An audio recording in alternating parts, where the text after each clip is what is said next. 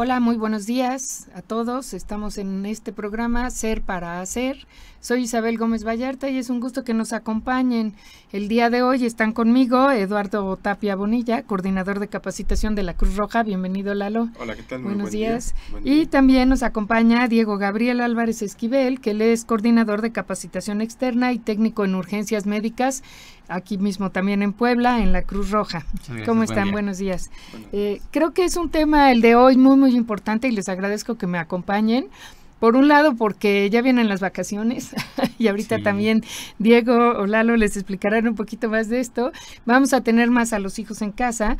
Y una de las cosas que más se dice, ¿no? Y que es que no estamos muy preparados para resolver las emergencias en un momento dado, ¿no? Entonces, nos pareció un tema importante de tratar porque a veces las reacciones que tenemos como papás son las peores, o nos paralizamos o hacemos exactamente lo contrario, o nos vamos a hacer a lo mejor tratamientos como ponle cebolla asada y úntale mostaza y saca la mantequilla, ¿no? Que algunos te dicen, no, funcionó padrísimo, pero a lo mejor estamos haciendo exactamente lo contrario de lo que debemos de hacer.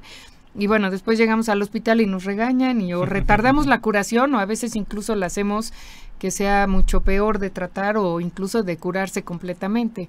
Pero bueno, el tema lo dejo en manos ahorita de Diego, que él nos va a explicar cómo tratar todo esto en familia y qué hacer, sobre todo en estas vacaciones que vamos a tener a los hijos ya de tiempo completo. Sí, y bueno, buenos días. Desafortunadamente en época vacacional, incrementa aproximadamente un 25% los incidentes dentro de casa. Tenemos a los niños ya como tal ahí, a veces no tienen actividades y pues Sí, bueno, también. tienen que distraerse en alguna otra actividad. Y regularmente en donde se dan más es en cocina. Y bueno, en esta área tal vez de recreación, juegos que se atragantan, tal vez quemaduras, Ajá. etcétera. Y estos remedios caseros precisamente que a veces nos recomiendan nuestros propios familiares, bueno, hay que tratar de evitarlos.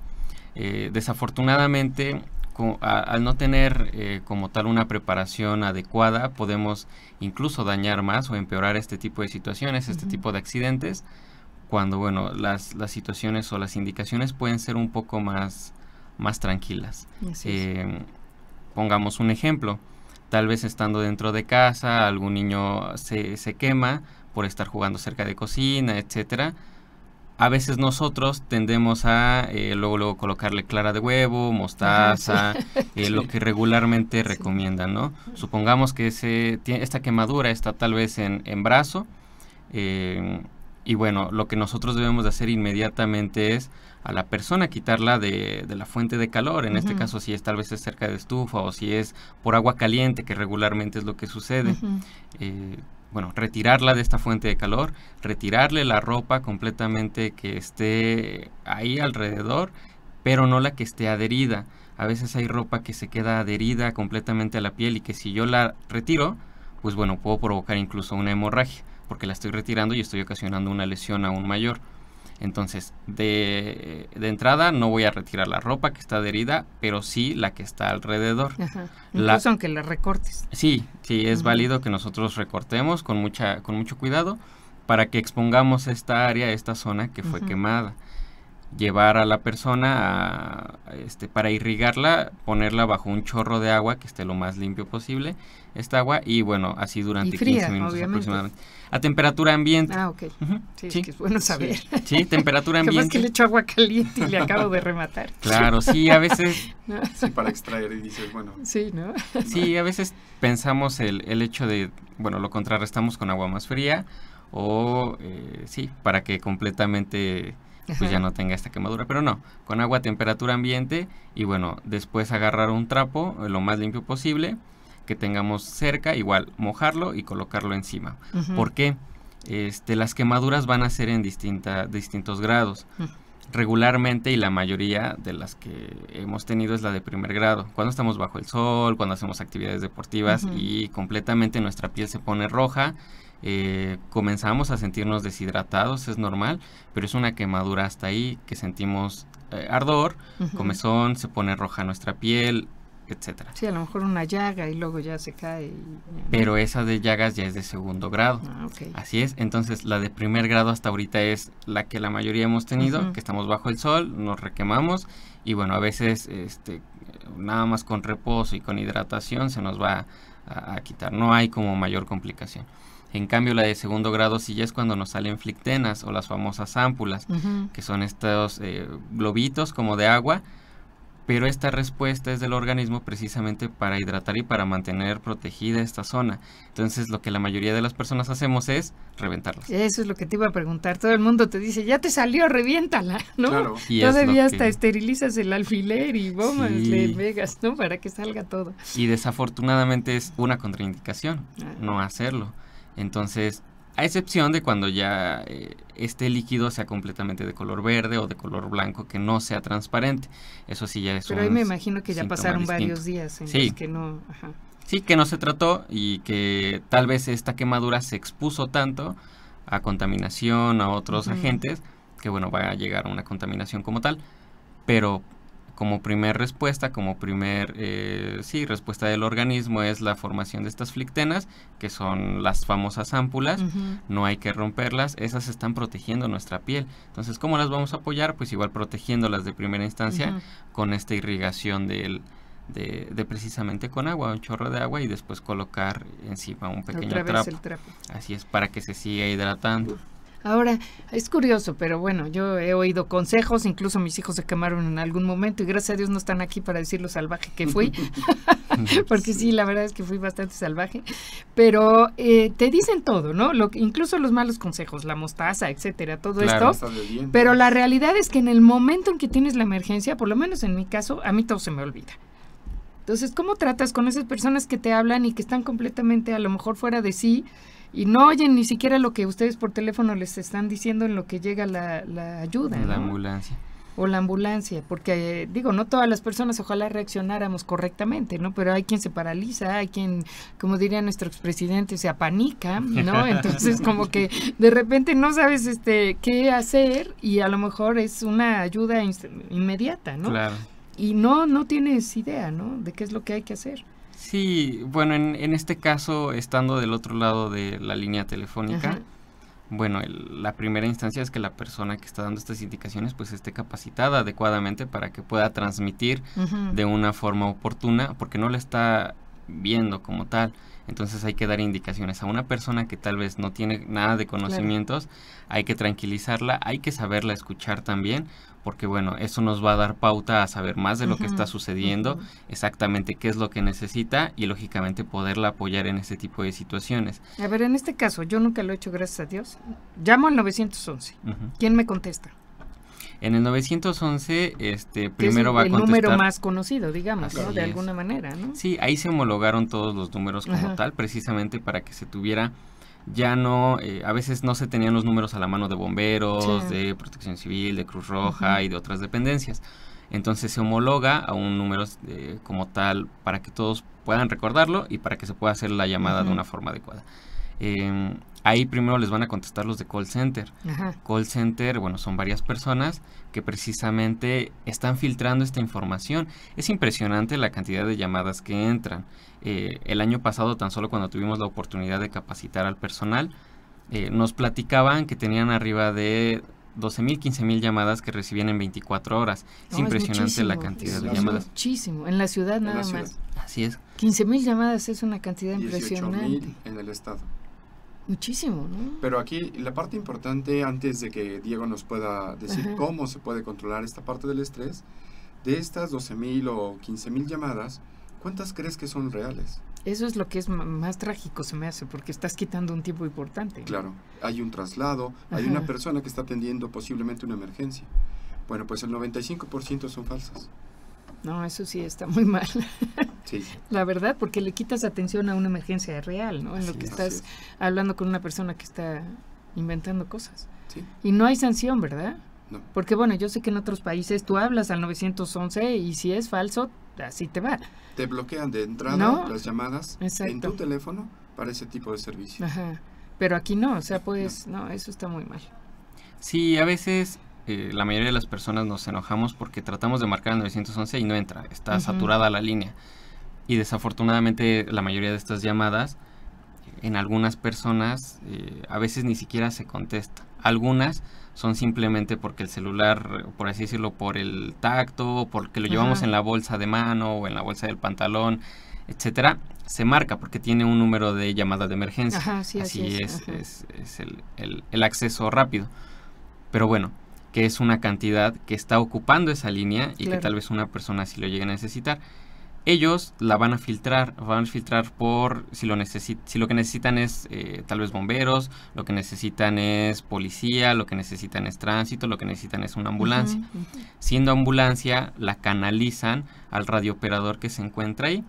Él igual es un técnico en urgencias médicas y bueno, él es el que se va a encargar de recopilar más datos, dar puntos y datos para que puedan atenderlo como un primer auxilio en lo que llega a la unidad de emergencia. Sí es muy importante que proporcionen distintos datos, como por ejemplo el nombre de la persona que está llamando, la dirección en donde está ocurriendo este incidente, el tipo de incidente como tal. Es muy importante para que sepa como tal el de call center y el paramédico qué tipo de ayuda es la que va a brindar, porque a veces nada más decimos que una persona se cayó o que alguien sufrió una caída, pero bueno, si identificamos exactamente que se cayó, pero que no puede salir tal vez de un barranco o algo así, necesitamos apoyo de protección civil, de rescate tal vez de otro tipo, también de tránsito por si es en alguna vialidad, policía por si es tal vez alguna riña, fue un asalto, bueno, hay que tener esa zona completamente segura.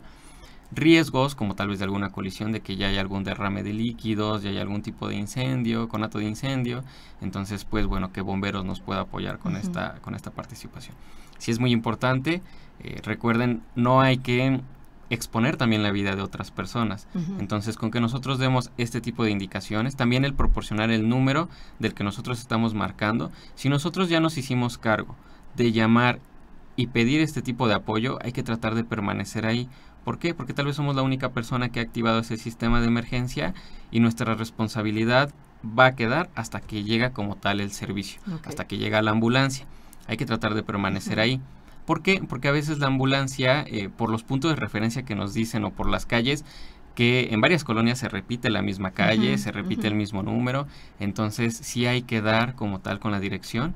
Bueno, les podamos regresar la llamada, que de hecho es muy común que se les regrese la llamada al peticionario, se les den indicaciones que la unidad ya se encuentra por tal lado, tal vez hay algún otro acceso y bueno, mientras dar la indicación de saber cómo sigue esta víctima, qué más podemos apoyar vía telefónica en lo que llega como tal el servicio. Es demasiado importante que nosotros tengamos en cuenta todo este tipo de actividades.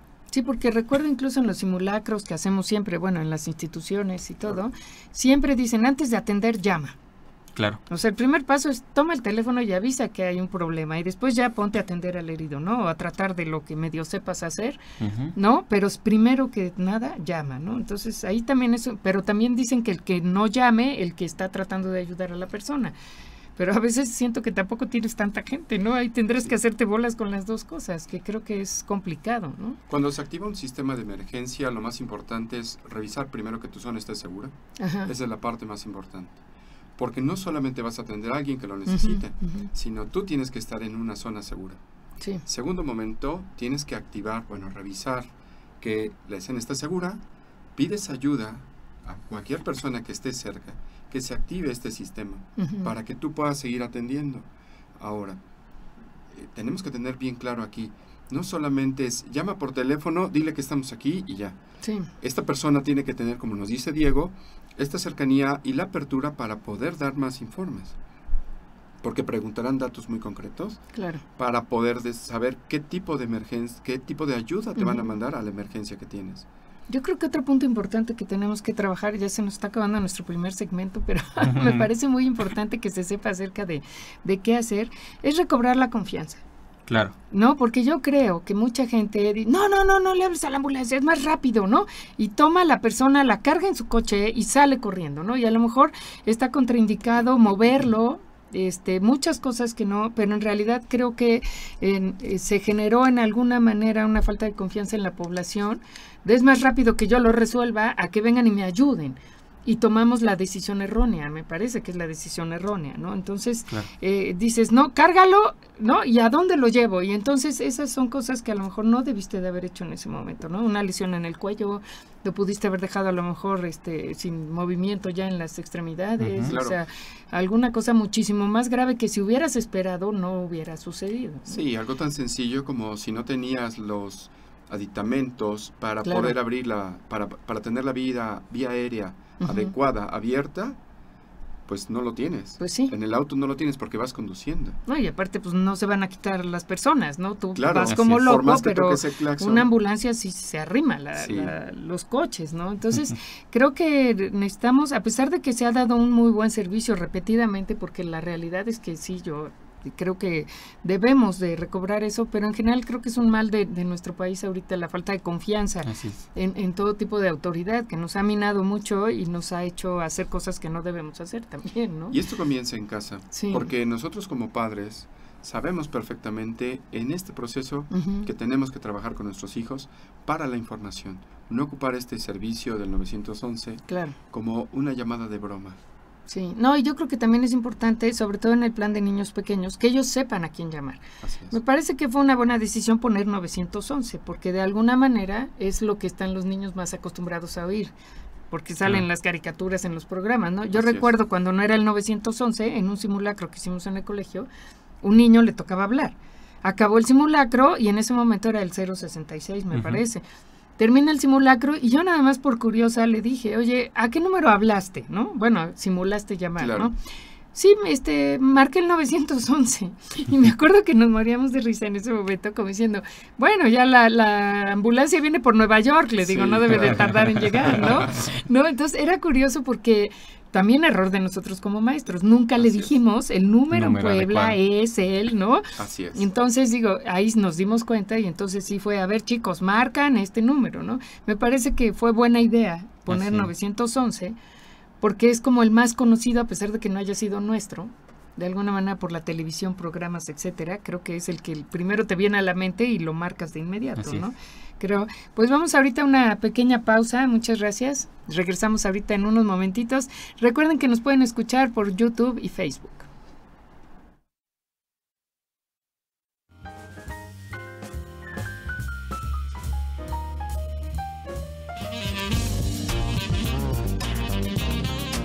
¿Te gustaría crear o mejorar dispositivos para el servicio de seres vivos, tales como prótesis, órtesis e instrumental biomédico? ¿Qué estás esperando? La Escuela de Ingeniería Biónica de la UPAEP te invita a conocer cómo un ingeniero biónico domina y aplica las habilidades de elementos mecánicos, electrónicos y biológicos en las personas. Conoce nuestro plan de estudios conformado por 9 cuatrimestres con líneas terminales en diseño y manufactura de prótesis, emprendedores e instrumentación biomédica, con un campo de trabajo que va desde el sector salud, automotriz y aeroespacial. Para más información, comunícate al teléfono 229-9400, extensión 7146, o consulta la página www.upaep.mx. Ingeniería biónica, calidad de vida en tus manos. Hazlo tuyo. Hazlo UPAEP.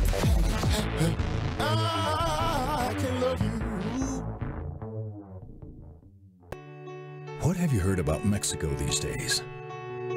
Feeling tired? According to International Living, Mexico is 4th among the top 10 best locations to retire. We're top of the class. Mexico holds one of the world's leading places of engineering graduates. And by the way, we're also home to the oldest university in North America. And it's all happening in Mexico as we speak. Find out for yourself.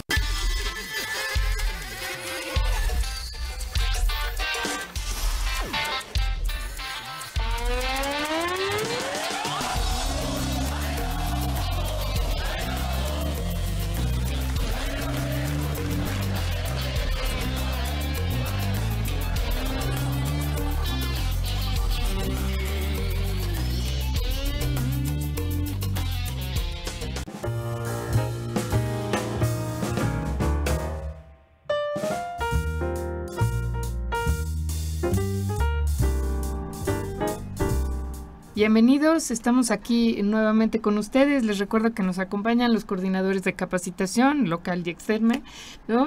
¿Sí es local, Lalo, o dije mal? Sí, está bien, sí. ¿No? Sí, local y ciudad. Eduardo Tapia y Diego Álvarez. Y bueno, estamos tocando estos temas tan importantes sobre qué hacer en las emergencias. En el segmento pasado platicamos un poco acerca de en quemaduras, qué es lo que hay que hacer y también cómo tenemos que contactar. Pero tenemos Activación. algunas otras emergencias que que no, tristemente pues sí se dan en la casa, como son a veces, no sé, la hemorragia, ¿no? El atragantamiento. En otros casos nos ha tocado, bueno, ahorita creo que no lo teníamos, pero yo lo voy a inventar, ¿no? Que llega el bebé y mete el dedo en el enchufe. ¿Qué hay que hacer en ese tipo de cosas, no? Sí, y bueno, todo esto parte de casa. Ajá. En casa siempre debemos de atender esta parte de la cultura de la prevención. Uh-huh. Es muy importante que nosotros estemos preparados para cualquier contingencia, y desafortunadamente no lo estamos. A la mayoría de las personas que hemos dado capacitaciones Uh-huh. y que siempre les preguntamos, ¿ustedes tienen un botiquín en casa? ¿Ustedes tienen ya como tal un plan de emergencia? El 95% te responde que no. Culpable. Así es. Yo son soy muy culpable, pocos. no crean que estoy diciendo cómo contestar. Aproximadamente uno de Sí, cada 20 sí. personas son los únicos que levantan la mano, y desafortunadamente también de esa pequeña población que sí tiene un botiquín, no lo tenemos adecuadamente o ni siquiera lo sabemos ocupar de una forma Ocupaste adecuada. algo y a lo mejor ya no lo repusiste, ¿no? Así Que sería es. otra Así también, es. ¿no? O se vuelve en lugar de ser un botiquín, se vuelve un dispensario. Ujú. Ujú, también, sí. Sí, entonces esto es muy importante.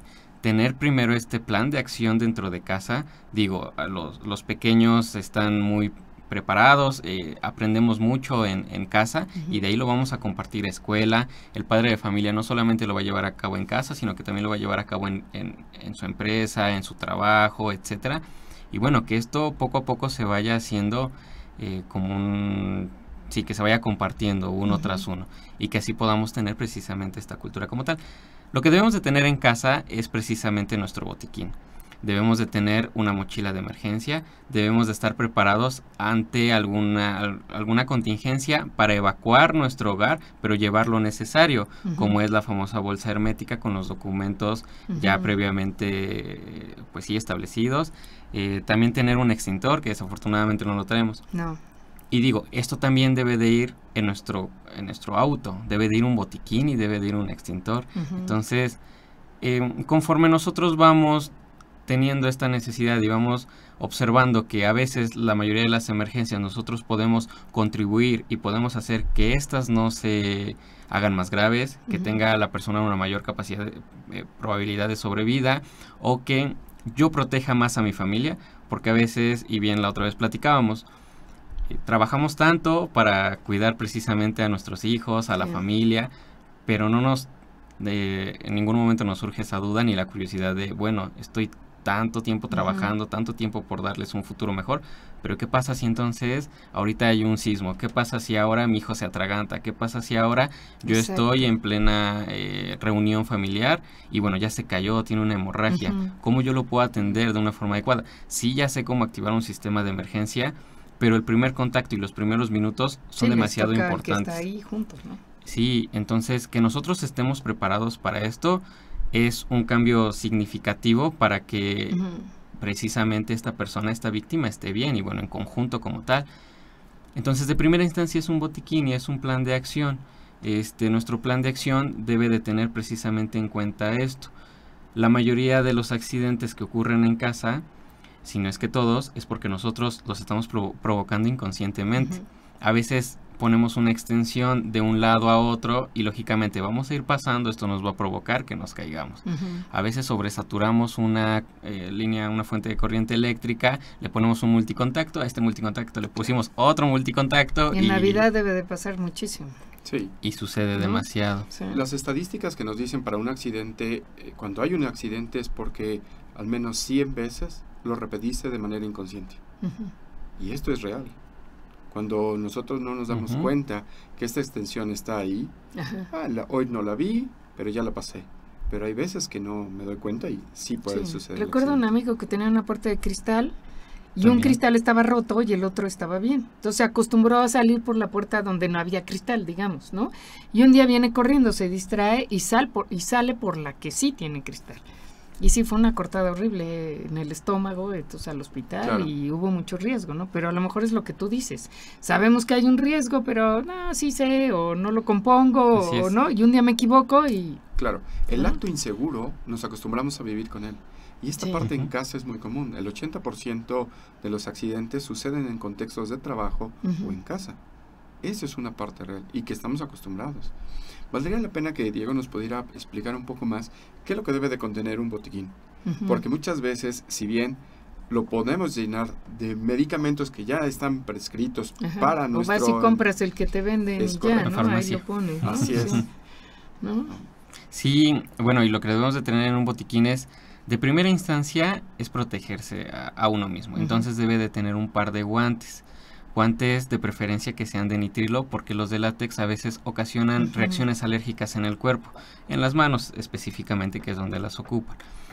Bueno, es tener este par de guantes para atender, ya sea incluso hasta un familiar. Sé que en un tipo de situaciones de emergencia no vamos a detenernos a pensar, bueno, me pongo mis guantes y lo atiendo, no, sino que lo vamos a hacer de una forma directa. Sin embargo, hay que tratar de hacerlo. Es protección para nosotros y también es una forma adecuada y un poco más profesional de atender un tipo de emergencia. Un cubrebocas también, que el cubrebocas no solamente nos va a servir para cuando tenemos gripa y nos tapamos las vías aéreas, sino también en una contingencia de caída de ceniza volcánica.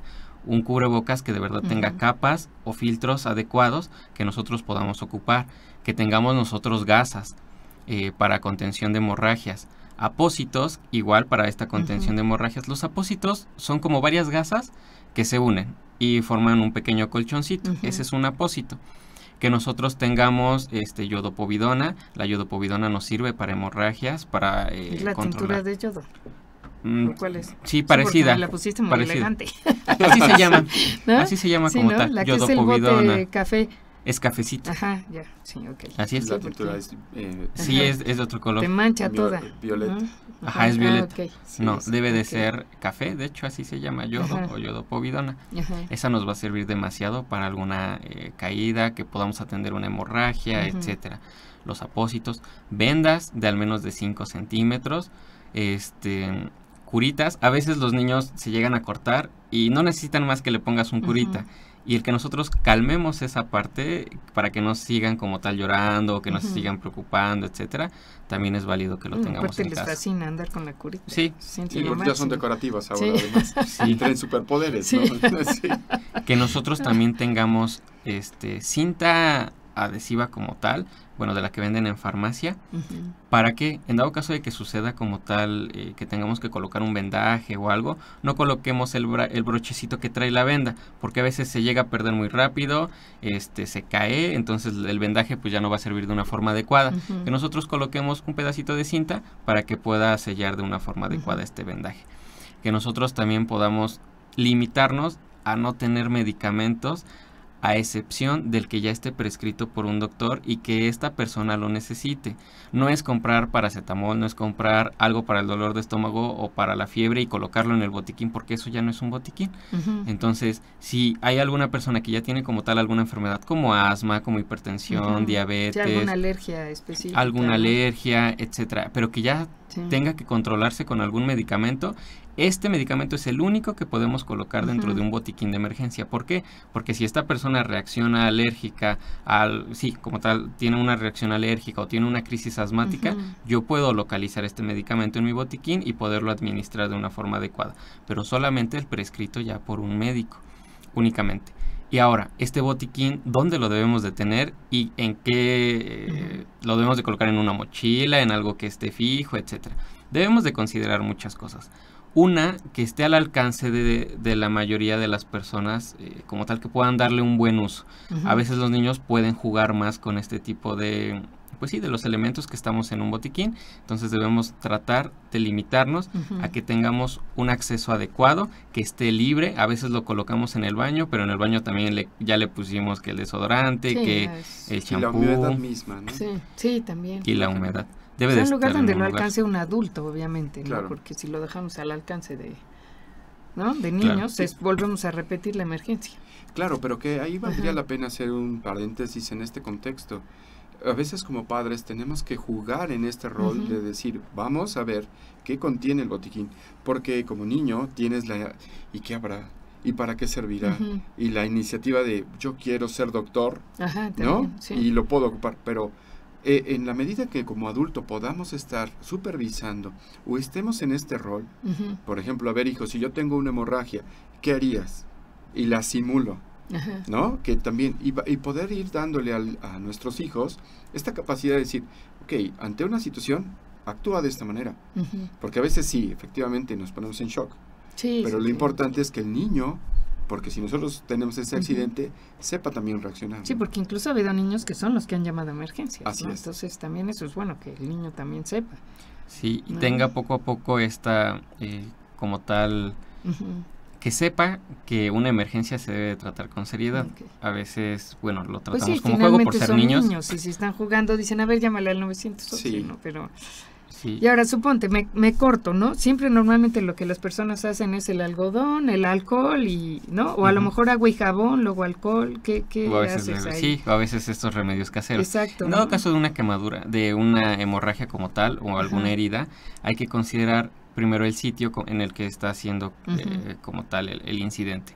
Hay que agarrar gasas, colocarlas y hacer presión directa en el sitio de la hemorragia. Si esta gasa se llena o este apósito, de preferencia un apósito que es más absorbente, bueno, colocar otra encima. Si esta no nos está haciendo una función adecuada, hay que vendar, hay que hacer una presión indirecta. Un vendaje como nosotros tal vez sepamos, siempre y cuando no ejerzamos una mayor presión. Siempre que nosotros coloquemos un vendaje hay que preguntarle a la persona si le aprieta, si no siente hormigueo, si puede aún mover la mano, en dado caso de que sea en una extremidad o el pie. ¿Para qué? Para que no limitemos esta circulación o este paquete como tal neurovascular y que limite a que ya no mueva la mano, a que ya le hormiguee, a que ya le cambió de color la mano, Sí, los que dedos. eso es más peligroso todavía. Así es. Entonces, a veces en lugar de apoyar, bueno, estamos haciendo una contraindicación. Lo ideal sería, localizo la hemorragia, la expongo, retiro igual la ropa, lo que esté alrededor, para observarla de una forma adecuada. Agarro como tal la gasa o el apósito, si es que lo tengo en el botiquín y a la mano, sino un trapo lo más limpio posible, lo coloco haciendo presión directa sobre el sitio de la hemorragia y bueno, esta va a empezar a coagular, a hacer un proceso de cicatrización, etcétera. Si nosotros también tenemos a la mano iodopovidona, podemos agarrar un poco, vertirlo sobre una gasa y colocarlo por debajo. También para que nos ayude en este proceso de que nos infecte, de que cicatrice, etcétera. Aclaramos, yodo, no vayan a poner claro. cebolla morada No. y le vendan. O bueno, es que de Manteca o repente cosas toca de que estas. ponle y le vendas y luego eso es una fuente también de bacterias Así impresionante, ¿no? Y más en una herida expuesta. Claro. Considerando aquí que en esta parte de la herida, si tiene, no sé, por vidrios, no va a ocurrirse extraer lo que tengas, porque no tenemos la herramienta adecuada para poderlo hacer. Lo importante es primero detener, como bien nos dice Diego, la parte de la hemorragia, activar el sistema de emergencia, que es lo más importante, porque ellos sabrán actuar de manera adecuada en la herida. Porque si yo puedo extraer, no sé, que fue un cuchillo, que fue algo, puedo romper algunos otros órganos, algunos otros Vasos sanguíneos. Vasos sanguíneos. Sí, eso me recuerda, en cuarto de primaria estudiábamos tejido a gancho. Hicimos enojar a la maestra y tenía su bote de lápices, pero tenía el gancho con la punta hacia arriba. Y se enojó y dice, ¡se callan! Y le pega y se entierra el gancho, pero se quedó la punta adentro. La punta del gancho, no ni siquiera el otro extremo. Entonces, todos, niños de cuarto de primaria casi nos moríamos ahí, ¿no? Y llegaron y quédate así, ¿no? Ya viene la ayuda. Y en la desesperación agarró el gancho y lo arrancó. Claro. Y era la punta del gancho que se pudo haber llevado, ¿no? Claro. Entonces no pasó a más, pero sí fue muy regañada por haber dado primero el mal ejemplo a todas nosotras y después el riesgo también que ella había corrido al arrancar un gancho de esa manera, ¿no? Así es. Sí, este objeto está haciendo distintas funciones. Una función de tapar como tal la hemorragia y, bueno, nosotros no observamos adecuadamente si es que hay algún otro vaso sanguíneo que nosotros podamos ocasionar una lesión aún mayor. ¿Y un atragantamiento, por ejemplo? En el atragantamiento, bueno, se va a dar en dos fases, por así decirlo. El primero va a ser el parcial, es cuando la persona aún está tosiendo, que yo estoy comiendo, que de momento quise hablar o algún movimiento, etcétera, y comienzo a toser. Esta es una reacción del cuerpo normal, en la cual está tratando de expulsar el objeto y a veces nosotros comenzamos a golpearlo desde ese momento. Esa es la otra, le empiezas a pegar en la espalda con todo lo que das. Cuando Creo que no hay que hacerlo. Que eso no hay que hacer, ¿verdad? No, porque nosotros estamos interrumpiendo la actividad del cuerpo. Siempre que el cuerpo humano está pasando algún tipo de accidente, trata de compensarlo. En un atragantamiento lo va a compensar así. ¿Y eso que te dicen, ve para arriba, ve para arriba? Tampoco. Levanta los brazos. Levanta los brazos. O que los voltean, los cargan, no sé, que empiezan a hacer algún tipo de maniobras con la víctima. No, siempre y cuando, si está tosiendo, es indicarle, primero, a pesar de que parezca que se ahoga, que se está atragantando y que sea, pues sí, como tal, tal vez evidenciar que te estás atragantando, o sea, preguntar de verdad, ¿te estás atragantando? Porque a veces puede ser alguna reacción de tos, no sé, etcétera, que se le resecó la garganta, está tosiendo, pero bueno, hay que primero preguntarles, ¿te estás atragantando? Que haga una afirmación con cabeza, con algún movimiento, indicarle que siga tosiendo. A la víctima podemos nosotros solamente permanecer a un lado, a esperar que este objeto lo expulse. Nada de toma agua, que también esa es la otra. No, todavía no. Solamente es, sigue tosiendo y esperamos dos cosas, que lo expulse o que completamente vaya al estómago. Si no pasa ninguna de esas dos y completamente la persona, hay un signo universal que es que se lleva las manos completamente al cuello, y completamente va a dejar de respirar y de toser. Esta persona ya pasó una obstrucción total, ahí hay que realizar maniobra de Heimlich. ¿Cómo lo voy a hacer? Voy a localizar su ombligo o su cicatriz umbilical. En este ombligo pongo aproximadamente 2 dedos arriba del ombligo, mi puño completamente cerrado, y con la otra mano voy a abrazar este puño. Voy a realizar las compresiones abdominales hasta que la persona expulse el objeto. Y fuerte, ¿no? Porque fuerte. Me imagino que es aventar el aire del estómago para que ese aire saque lo de la garganta. Hacia adentro y hacia arriba. Pero solamente la maniobra de Heimlich es cuando la víctima ya ni siquiera está respirando, cuando no está tosiendo. Está en un movimiento desesperado de que lo auxiliemos. Y esto es un adulto, ¿no? Porque creo que al niño sí hay que voltearlo, ¿no? Al bebé o algo. Sí, en un niño es completamente distinto. Ya nos queda un minuto. Sí, lo explicamos rápido. En un niño primero hay que sostenerlo, bueno, en un bebé, en un lactante, hay que sostenerlo primero sobre nuestro brazo, hay que darle 5 palmadas entre las escápulas o en su espalda, fuerte, sin temor a que nosotros podamos lastimar. 5 palmadas, inmediatamente lo coloco, lo volteo y doy yo 5 compresiones en su pecho, para que nosotros estamos haciendo como tal esta compresión abdominal y estas compresiones para que pueda expulsar el objeto.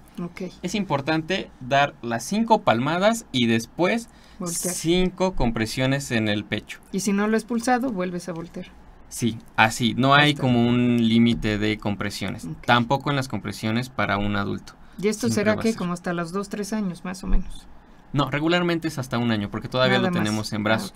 Cuando es 2-3 años o ya es un niño, lo único que vamos a hacer es tratarlo como un adulto, pero nos hincamos a su altura y hacemos la misma maniobra de compresión abdominal. Muy bien, pues en un momentito regresamos. Recuerden que nos pueden escuchar por Facebook y YouTube.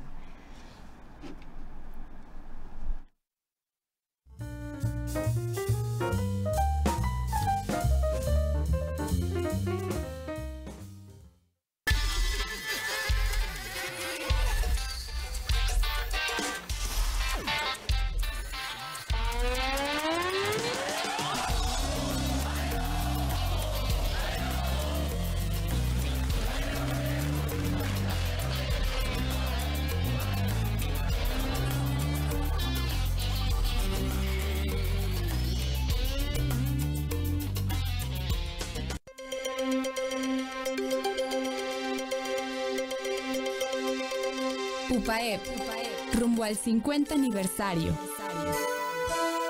Misión. Crear corrientes de pensamiento y formar líderes que transformen a la sociedad, en la búsqueda de la verdad, integrando fe, ciencia y vida. Valores. Junto a la verdad, el bien y la belleza, nuestra universidad sostiene como valores rectores la dignidad de la persona humana, la libertad, la solidaridad, la subsidiariedad, la congruencia, el respeto, el amor y la justicia. Visión.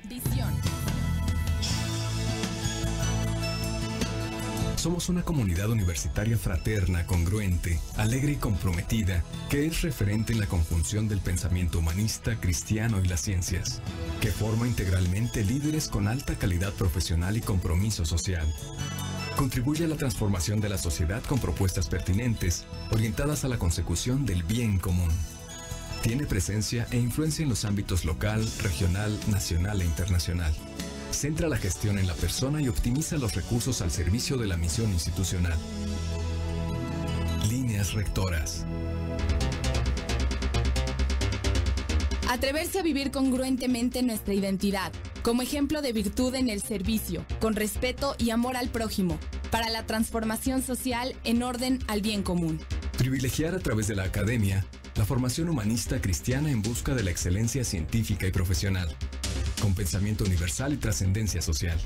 Crear sistemas académicos de auténtica pertinencia social, a través de la docencia, investigación y extensión, para enriquecer la cultura y participar en la solución de los problemas fundamentales del país.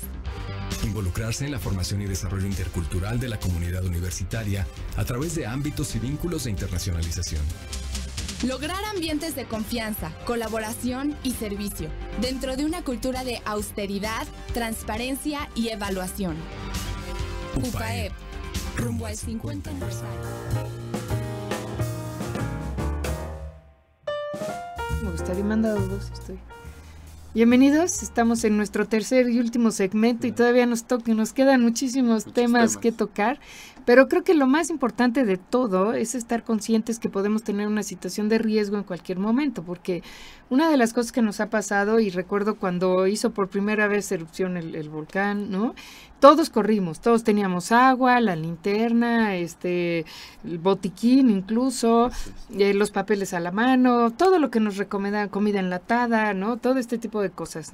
Pasó, nos acabamos todo lo que teníamos, se acabó el agua, porque aparte nos lo comimos. Esto va a caducar, me lo como, sí, claro, ¿no? Y la realidad es que no lo repusimos, ¿no? Es un poco como el cuento de ahí viene el lobo y ahí viene el lobo, y entonces vas bajando la guardia. Y el día que pasa, pues no estás preparado, ¿no? Y bueno, acabamos de vivir, incluso comentabas ahorita que son 9 meses del sismo tan terrible que vivimos en septiembre, y creo que de alguna forma, pues ya se nos pasó el susto, ya estamos otra vez tranquilos, ¿no? Ay, no va a temblar pronto, ¿no? Es un poco así como, me confío en las manos divinas de que la providencia que no pase, pero la realidad es que el riesgo está ahí, ¿no? Del volcán nos lo dicen todo el tiempo, está en amarillo, tengan cuidado. Y seguimos. ¿Qué hay que hacer en este caso? Las familias obviamente no van a estar juntas en el momento del problema. Así entonces es también la preocupación, se saturan los teléfonos, los celulares, en este caso creo que el WhatsApp fue el que salvó la situación en el momento de la emergencia, que fue el que respondió, digamos que de alguna manera más rápida. ¿Qué hacemos? Porque nos vamos confiando, y yo te puedo decir ahorita que no sabría ni qué, porque no tengo muchas cosas, ¿no? Si pasara así de, quédate encerrada en tu casa, no sé qué haría. Sí, ¿no? Y bueno, como bien lo dice, este tipo de contingencia nos va a tocar en la noche, en horario escolar, en horario laboral, cuando estamos tal vez en casa, reunidos, y estar preparados para esto es fundamental. Por ejemplo, el del 19 de septiembre que nos tocó en horario tal vez en la que los alumnos estaban saliendo de escuela, estábamos haciendo varios simulacros, etcétera. Yo les preguntaba a varias de las personas, ¿ustedes sabían quién de los papás iba a ir por su hijo? ¿Quién de verdad ya tenía más cerca? ¿Tenían un punto de reunión? ¿Qué pasa si su casa desafortunadamente colapsaba? ¿Tenían un punto de reunión externo, al aire libre, por cualquier otra réplica? ¿Tenían después de ahí un plan B? ¿Tenían como tal ya una mochila? ¿Tenían roles definidos? Desafortunadamente nadie lo tiene. Entonces, el que nosotros comencemos a prepararnos para una contingencia, llámese sismo, llámese caída de ceniza volcánica, llámese inundación, incendio, etcétera, el que nosotros estemos preparados es fundamental. Entonces, de primera instancia, hay que elaborar un plan de emergencia familiar. Este plan de emergencia familiar que va a contener los roles como tal de cada uno de los integrantes de la familia, va a contener nuestro famoso botiquín, nuestra mochila de emergencia, va a contener nuestros papeles que van dentro de la mochila de emergencia y va a contener nuestro plan de emergencia familiar, que es precisamente el identificar nuestras rutas de evacuación. A veces en casa sabemos a dónde debemos de ubicarnos en algún sismo, pero bueno, ¿qué pasa si, como tal lo mencionaba, nuestra casa colapsa? Podemos irnos a un parque cerca, tenemos alguna explanada cerca en la cual nosotros podamos ubicarnos. Y bueno, todo ese tipo de preguntas no solamente centrarlas en el hogar, sino también alrededor. ¿Podemos nosotros apoyar tal vez a alguna persona con discapacidad vecino? ¿Conocemos a nuestros vecinos? No los conocemos. Entonces, sí, a lo mejor algunos viven solos y no tienen quien les apoye, ¿no? Claro.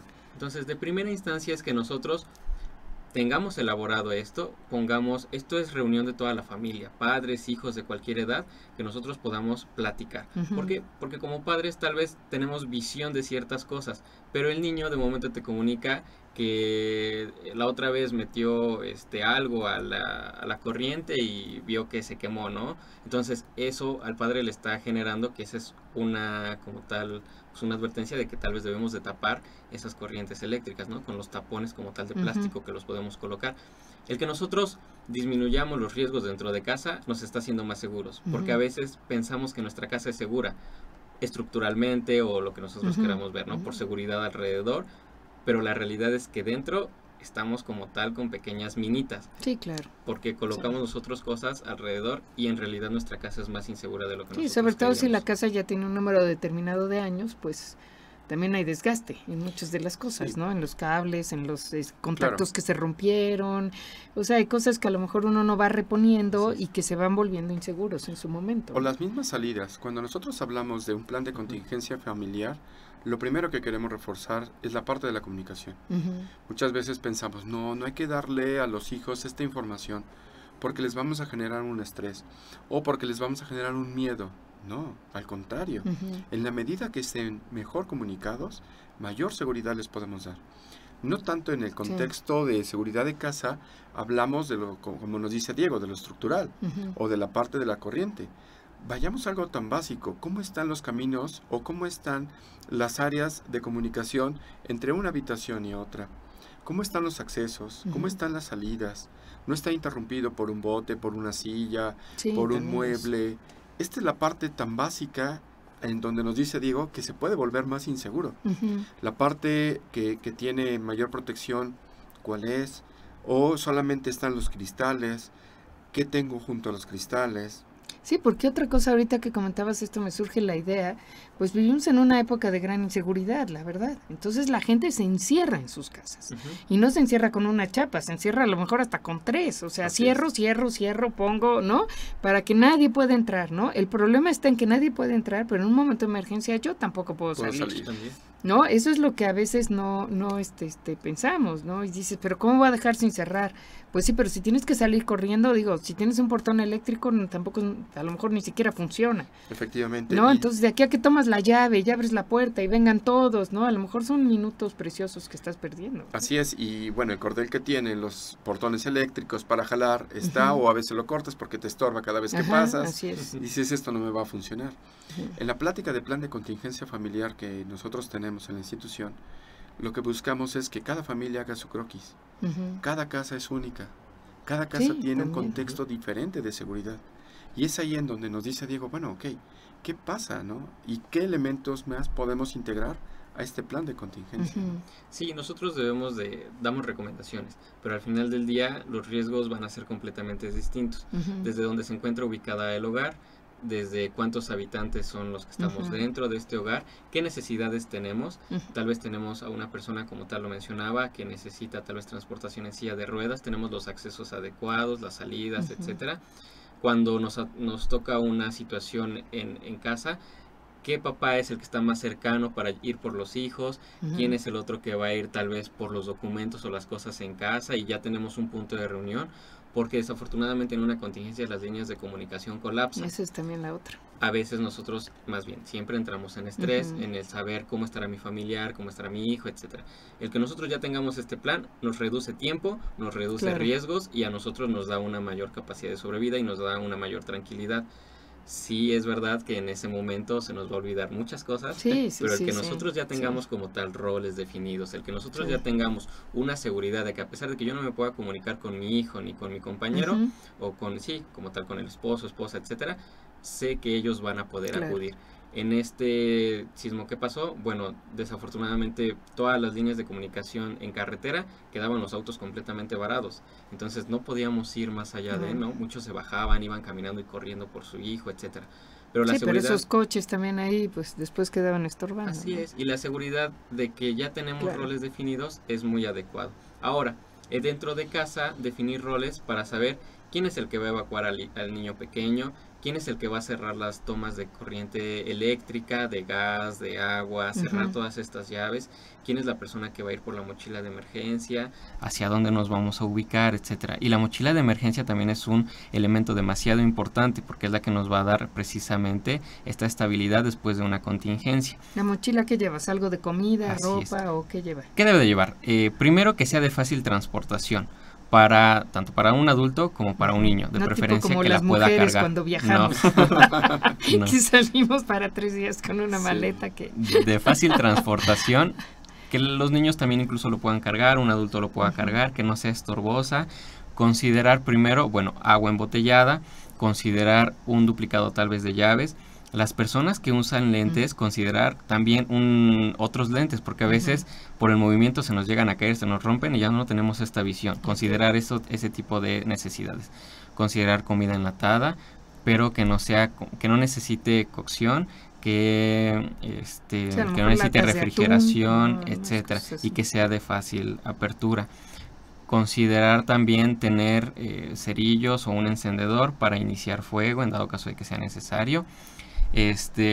Tener como tal un silbato, una lámpara, un radio portátil y un par de pilas. También estas que sean de fácil transportación, no querramos una lámpara muy grande. Estos nos van a servir para llamar la atención. La lámpara, también para observar. El silbato para pedir tal vez apoyo en algún tipo de contingencia. Considerar también tal vez dinero extra, algún tipo de muda extra, pero recuerden que sea de fácil transportación. Esto es muy, muy rato adecuado. Ya vas cargando la mitad de la casa, ¿no? Yo recuerdo que hasta en el Volcán hablaban de un radio de pilas, me acuerdo perfecto, porque yo sí, eso es lo que no tengo. Sí. No, como para estar avisado, enterados de la situación, cómo va manejándose y cómo avanza, ¿no? Así es. Digo, hablamos ya de una situación emergencia. muy, muy grande, a lo mejor no de una emergencia más localizada en una casa, ¿no? Sí, y tener como tal todos estos roles. ¿Y cómo nosotros vamos a definir que estos roles están funcionando y que todo lo que estamos planeando está funcionando? Únicamente realizando simulacros, que tampoco lo hacemos. No, que vamos El que nosotros realicemos simulacros es de una forma adecuada. Nos debemos nosotros, para realizar un simulacro, poner un escenario, el que sea. Tal vez que está temblando y lo ponemos a cualquier hora, cuando estamos durmiendo incluso, cuando estamos comiendo, cuando estamos en otras actividades. Poner como una alarma, hacer este tipo de eventos, evacuar de una forma adecuada y observar nuestros resultados. ¿De verdad funcionó que yo fuera por la mochila? ¿Funcionó que yo fuera a evacuar a los niños? No funcionó, me quitó más tiempo. Entonces, ¿cómo puedo yo mejorar eso? Entonces, a la manera que yo voy haciendo simulacros constantemente con mi familia, les estoy dando esta iniciativa de la cultura de la prevención, les estoy dando esta apertura de que ellos también conozcan más allá y nos puedan dar puntos a mejorar para que nosotros podamos limitar más el tiempo y podamos evacuar de una forma más rápida. Y a nosotros también nos va a dar esta confianza, porque no va a haber otra persona que nos cuide que nosotros mismos. Claro. Entonces, y es que los hijos tienen mucho como de...